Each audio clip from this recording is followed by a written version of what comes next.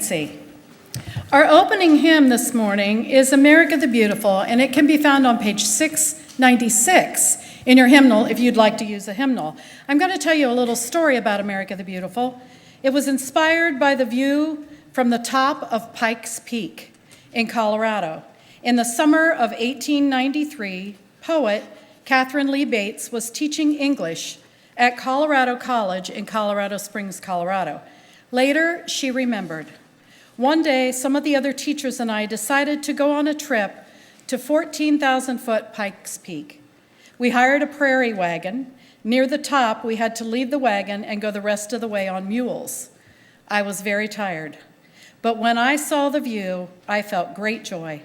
All the wonder of America seemed displayed there with the sea-like expanse. On the pinnacle of the mountain, she wrote a poem that started to come to her. She wrote down the words after returning to her hotel room. The poem was first published with the name Pikes Peak in the Independence Day edition of a church periodical, The Congregationalist, and that was in 1895. Over the years, several existing pieces of music were adapted to the poem. A hymn tune composed by a church organist and chorus master Samuel A. Ward in 1882 was first published with Bates' poem in 1910 as America the Beautiful. Let's all stand and sing America the Beautiful. Majesty,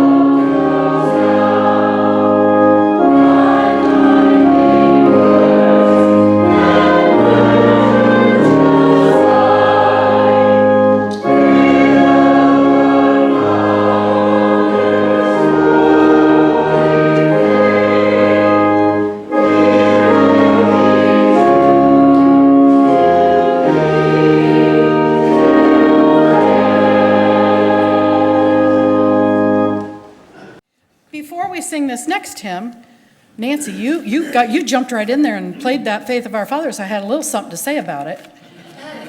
And I'm just going to go back because what I had to say was kind of funny. I couldn't find much on the history of that hymn, except that it was a Catholic hymn written in 1849, and the Irish version used to be sung at hurling matches.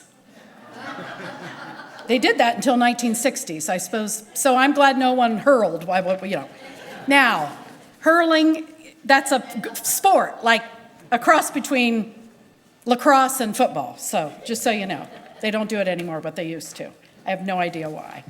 So the next hymn we're going to sing, and I'm going to let you remain seated, David Brobst, because we're not going to stand up and sit down a lot today, okay? That was a request from David a couple weeks ago. The next hymn we're going to sing is Morning Has Broken. And this is a Christian hymn that was first published in 1931. It has words by English author Eleanor Farjeon and was inspired by the village of Alfriston in East Sussex in England. Then it was set to a traditional Scottish Gaelic tune, and it's often sung in children's services and in funeral services. It was later the English pop musician Cat Stevens. He was a folk singer, and he included a version of this on an album in 1971, and the song became identified with him due to the popularity. But the great thing was it was a hymn, and it became number 6 on the U.S. Billboard hits of the Hot 100, and it was number 1 on the Easy Listening chart in 1972. So that's kind of great that a hymn made it all the way to the top of the charts. So let's sing now, Morning Has Broken.